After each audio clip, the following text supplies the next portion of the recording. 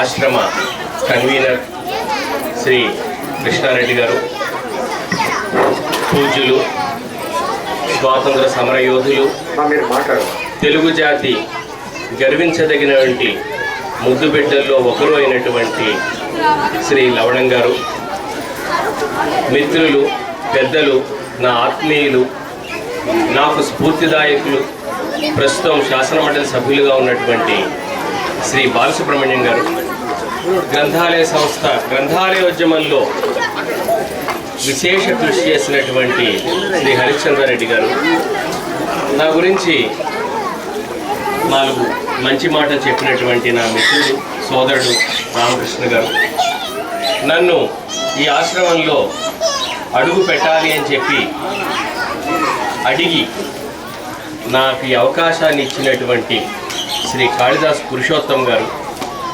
పెద్దలు, పూజ్యులు శ్రీ భాస్కర్ రెడ్డి గారు, ప్రభాకర్ రెడ్డి గారు, వారి కుటుంబ సభ్యులు, మిత్రులారా, పిల్లలు, ముఖ్యంగా నేను మీకోసం మాట్లాడాలనుకుంటున్నాను. చిన్నపిల్లలు, మహాత్మా గాంధీ పేరు విన్నారా? పూర్తి పేరు చెప్పండి. చెప్పండి, చెప్పు. వాళ్ళ నాన్నగారి పేరేంటి? వాళ్ళ నాన్నగారి పేరేంటి? ఆయన పేరులోనే ఉంది. ఏం చెప్పండి అది? కరమ్చంద్. వాళ్ళ అమ్మ పేరు? ఆ పేరు బాగా గుర్తుపెట్టుకోవాలి. పుత్లీబాయి అన్న పేరు బాగా గుర్తుపెట్టుకోవాలి. ఆవిడ లేకపోయి ఉంటే మహాత్మా గాంధీ అని ఉండేవారు కాదు. ముఖ్యంగా ఇక్కడ చాలామంది మహిళలు ఉన్నారు. మీతో మాట్లాడాలనుకుంటున్నాను. నేను పండితుల కోసం, పెద్దవాళ్ళ కోసం మాట్లాడాలనుకోవట్లేదు. వాళ్ళకి నాకంటే ఎక్కువ తెలుసు.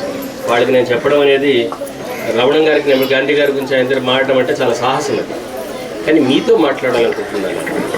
గాంధీ గారి భార్య పేరు ఏంటమ్మా? కస్తూరిబాయి. ఈ మధ్య భారత ప్రభుత్వం వాళ్ళు కొన్ని పాఠశాలలు తెరిచారు. ఆ పాఠశాలల పేరు కస్తూర్బా గాంధీ బాలికా విద్యాలయాలు అని. ఆ పాఠశాలల్లో ఉపాధ్యాయులు చేర్చుకున్న తర్వాత వాళ్ళు ట్రైనింగ్ ప్రోగ్రాం పెట్టడం కోసం పెట్టారు. మా డిపార్ట్మెంట్ తరఫున కూడా ఒక 100కి పైగా స్కూల్ అట్లా తెరిచారు. సరే, వచ్చిన ఉపాధ్యాయులు కస్తూర్బా అంటే ఎవరో అని అడిగాం మేము. ఇక మనకి కస్తూర్బా గాంధీ, మనకి సోనియా గాంధీ తెలుసు, ప్రియాంక గాంధీ తెలుసు, ఇందిరాగాంధీ తెలుసు. ఈ కస్తూర్బా గాంధీ అన్నవాడి పేరు ఈ దాదాపుగా మనం విని ఉంటాం.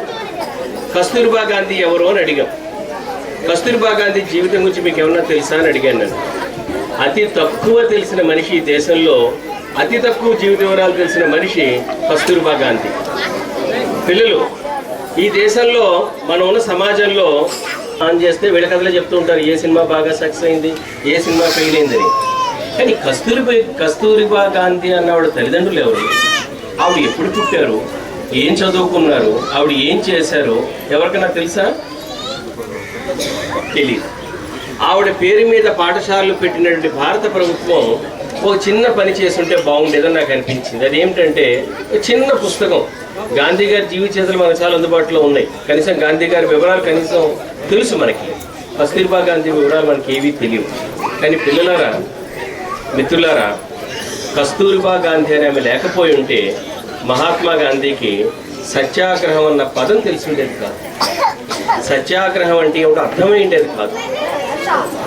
ఒక మనిషి ఎదుటి మనిషి యొక్క పెత్తనానికి లోబడకుండా, బాగా గుర్తుపెట్టుకోవాలి మీరు, ఎదుటి మనిషి యొక్క పెత్తనానికి లోబడకుండా స్నేహంగా ఉంటూ ఎదుటి మనిషి యొక్క ఆధిపత్యాన్ని ధిక్కరించడం ఎలాగూ అంటే, తగాదా పడకుండా, కొట్లాడకుండా, దూషించకుండా నువ్వు కలిసి ఉంటూనే ఉంటావు, స్నేహంగా ఉంటావు, కానీ నువ్వు నా మీద పెత్తనం చెలాయించకు అని చెప్పడం ఎలా?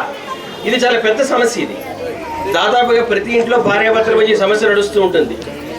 తల్లిదండ్రులకి పిల్లలకి మధ్య సమస్య నడుస్తూ ఉంటుంది. తల్లిదండ్రులు ఏం చేస్తారు? పిల్లల్ని ఏం చేస్తుంటారు? నేను చెప్పిన చదువు, నేను కోరుకున్నట్టుగా చదువు, ఇలా వెళ్ళు, అలా వెళ్ళు. ఈరోజు పిల్లల మాట వినడం అంటారు, కానీ పిల్లలు దాదాపుగా చాలా వరకు ఆధిపత్యంలోనే మగ్గుతూ ఉంటారు. భార్య భర్తని ఎప్పుడు కూడా ఆధిపత్యంతో కంట్రోల్ చేస్తూ ఉంటాడు. ఆఫీస్కి వెళితే అధికారి కింద అధికారిని ఎప్పుడు కూడా కంట్రోల్ చేస్తూ ఉంటాడు. నాకు అప్పుడప్పుడు అనిపిస్తూ ఉంటుంది, నిజంగా మన స్వాతంత్రం తెచ్చుకున్నామా అని. ఎందుకంటే అనేక రూపాల్లో, అనేక స్థలాల్లో, అనేక అవస్థల్లో మనం అస్వాతంత్రంతో జీవిస్తూ ఉన్నాం. ఇటువంటి ఒక పరిస్థితి కుటుంబంలో ఉంటుంది. ఆఫీసులో ఉంటుంది, పాఠశాలలో ఉంటుంది, పనిచేసే చోట ఉంటుంది, రాజకీయంగా ఉంటుంది, రాజ్యాల మధ్య ఉంటుంది, దేశాల మధ్య ఉంటుంది. ఇటువంటి పరిస్థితిని ఒకప్పుడు మనుషులు, బలహీనులైన వాళ్ళు తిరిగి ఏ రకంగానూ కూడా తిరిగి చెప్పగలిగేవారు కాదు. వాళ్ళ తాలూకు ఆసక్తుల్ని, ప్రయోజనాల్ని అణుచుకుని బలవంతుడు ఎవడైతే ఉన్నాడో వాడు చెప్పినట్టుగా నడుచుకుంటూ ఉండేవారు. కానీ గత 100-150 ఏళ్లుగా ప్రపంచంలో బలహీనులైన వాడు ఇట్లా అణుచుకుని ఉండడానికి, అట్లా అణిచిపెట్టుకుని ఉండడానికి సిద్ధంగా లేని పరిస్థితి ఏర్పడింది. అట్లా ఏర్పడినప్పుడు బలవంతుడైన వాడి మీద రకరకాల మార్గాల్లో తమ అసమ్మతిని తెలియజేస్తూ వచ్చారు. అలా తెలియజేసి వచ్చే పద్ధతుల్లో అనేక రకాల పద్ధతులు పాటించారు ప్రపంచం అంతా కూడా. కొన్ని చోట్ల బాంబులు విసిరారు, కొన్ని చోట్ల తుపాకులు పట్టుకున్నారు, కొన్ని చోట్ల ఫిరంగులు పట్టుకున్నారు, కొన్ని చోట్ల పైవాడిని ఏమీ చేయలేక వాళ్ళని వాళ్ళు చంపుకున్నారు, వాళ్ళ పిల్లల్ని చంపుకున్నారు. కాళీపట్నం రామారావు గారు ఒక ఆయన యజ్ఞం ఒక కథ రాశాడు, మీరు చదవాల. ఆ కథలో ఏం చేస్తాడంటే ఈ తరతరాల దాసి నుంచి బయటపడలేక వాడు కొడుకుని నరికేస్తాడు, నరికి తీసుకొచ్చి పడేస్తాడు అక్కడ. ఏమిటని అడిగితే నా పిల్లవాడికి ఇలాంటి పరిస్థితి దాపురించకూడదు కాబట్టి వాడిని నేను వధించాను, చిన్న పిల్లవాడిని అంటాడు. హింసాత్మకమైనటువంటి ఆత్మహింసాత్మకమైన మార్గం అన్నమాట అది. ఇటువంటి అనేక మార్గాలు ప్రపంచంలో, కొన్ని చాలా తక్షణమే ఫలితాన్ని ఇచ్చేవి, కొన్ని దీర్ఘకాలంగా ఫలితాన్ని ఇచ్చేవి, కొన్ని చాలా ఫలితాన్ని ఇస్తాయని అనిపించేవి. ఇటువంటి మార్గాలు ఉన్న కాలంలో మహాత్మా గాంధీ అన్న ఆయన చాలా మందికి, ముఖ్యంగా గమనించవలసిన ఏంటంటే దుర్బలులైన వాళ్ళకి, శారీరకంగా బలహీనలైన వాళ్ళకి, సామాజికంగా బలహీనలైన వాళ్ళకి, ఒక జాతిగా బలహీనలైన వాళ్ళకి, వాళ్ళని బలవంతులు చేసే విధంగా, వాళ్ళని సాయుధులు చేసే విధంగా, వాళ్ళని సాధికారికం చేసే విధంగా కొన్ని మార్గాలు ఆయన కనుక్కున్నాడు, ప్రయోగాలు చేశాడు. ఆయన కనుక్కున్నాడు అనే కంటే కూడా ప్రయోగాలు చేశాడు ఆయన. ఆ ప్రయోగాలు మొట్టమొదట ఆయన తన ఇంటిలోంచి మొదలుపెట్టాడు. ఆయన అట్లా మొదలు పెట్టడానికి ఆయనకి నిజమైన దారి చూపించింది ఆయన భార్య కస్తూర్బా గాంధీ. ఆవిడ తెలియచేసింది ఆయనకి, నువ్వు ఆధిపత్యంతో నన్ను లొంగ తీసుకోలేవు, స్నేహంతో మాత్రమే లొంగ తీసుకోగలుగుతావు, స్నేహంతో మాత్రమే నువ్వు నా మనసుని గెలుచుకోగలుగుతావు. నువ్వు చెప్తున్న పని మంచిదని నాకు అనిపిస్తే నేను చేస్తే ఆ పని సక్సెస్ఫుల్ అవుతుంది. నువ్వు చెప్తున్న పని నీకు మంచిది అనిపించినందువల్ల, నేను నీ భార్యనైనందువల్ల నువ్వు నా మీద పెత్తనం చేసి చేయిస్తే దాంట్లో నీకు విజయం సంప్రాప్తించదు అని కస్తూర్బా గాంధీ చెప్పింది. తర్వాత ఆయన ఈ ప్రయోగాన్ని తన పిల్లలతో చేశాడు. ఆయన ఈ మధ్య నేను హరిలాల్ గాంధీ విన్నారా ఆయన పేరు? మీరు తెలుసా ఎవరు? హరిలాల్ గాంధీ అంటే గాంధీ గారి పెద్ద కొడుకు. ఆ హరిలాల్ గాంధీ గారి జీవిత చరిత్ర ఒకటి వచ్చింది, దాన్ని అనువాదం చేస్తూ ఉన్నాను నేను.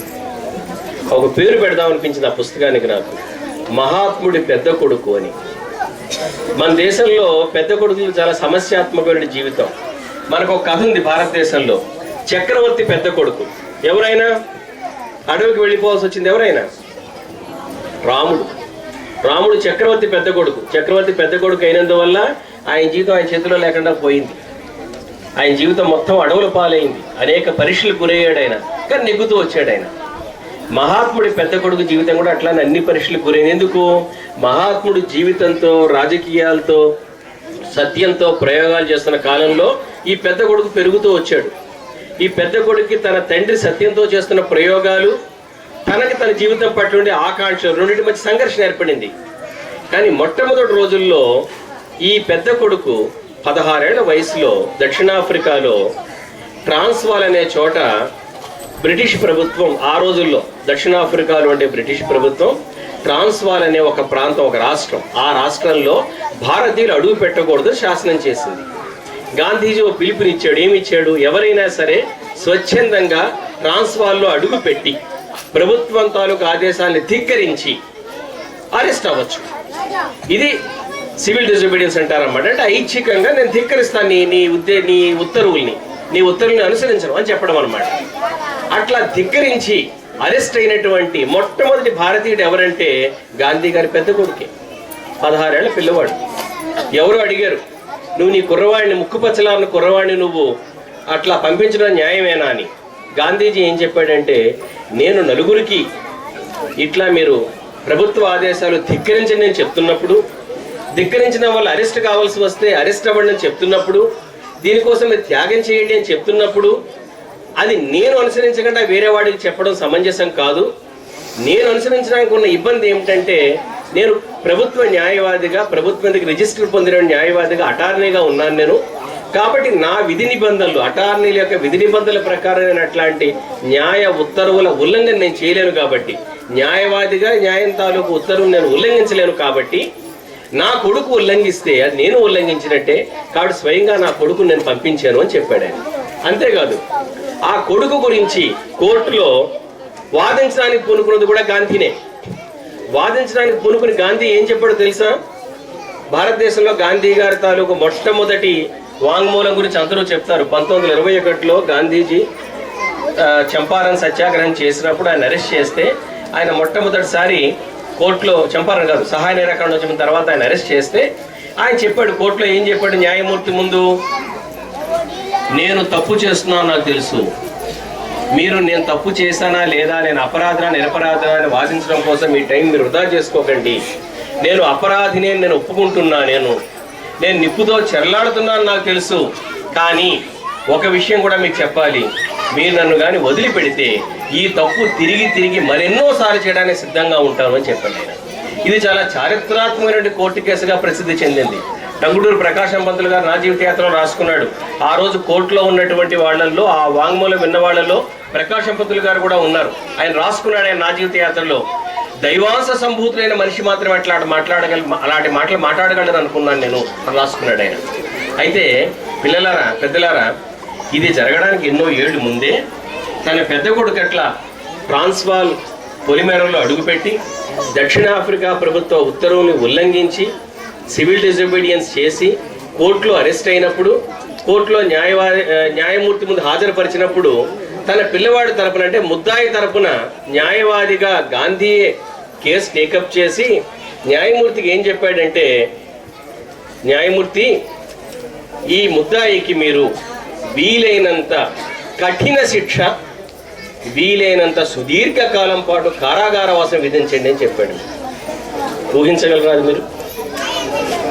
ఈరోజు ఎవరైనా కనీసం నేను నా పిల్లవాడి గురించి అట్లా మాట్లాడగలనా? మనం గాంధీ గురించి మాట్లాడుకోవాలంటే గాంధీ ఒక స్మారక విగ్రహం, ఒక స్తూపం, ఒక అలంకారం, ఓ ప్రతిమ, ఒక దేవుడు అనుకుంటే మాట్లాడుకోగలమేమో. కానీ ఒక లివింగ్ ప్రెజెన్స్గా మనం ఆలోచించగలమా?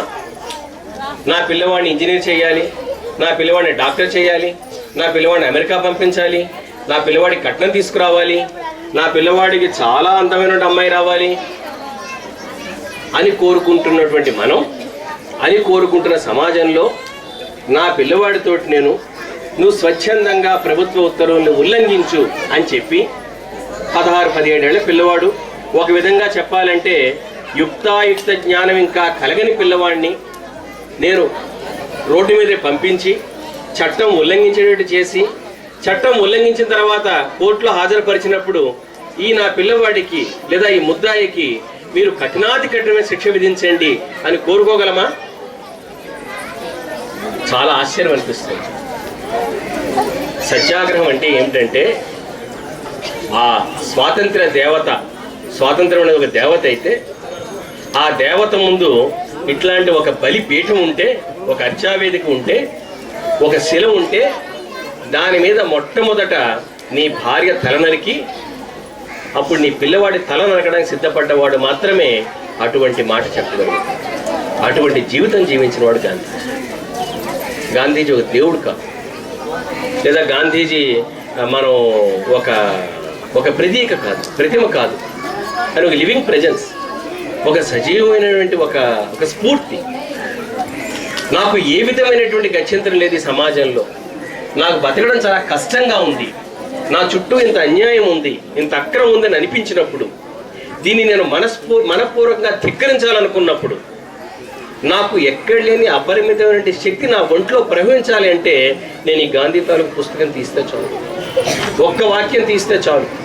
ఏ ఒక్క వాక్యం తీసినా కూడా మీలో ఒక అపరిమితమైన శక్తి, విద్యుత్ శక్తి మీలో ప్రవహిస్తున్నట్లుగా మీరు భావిస్తారు. మీరు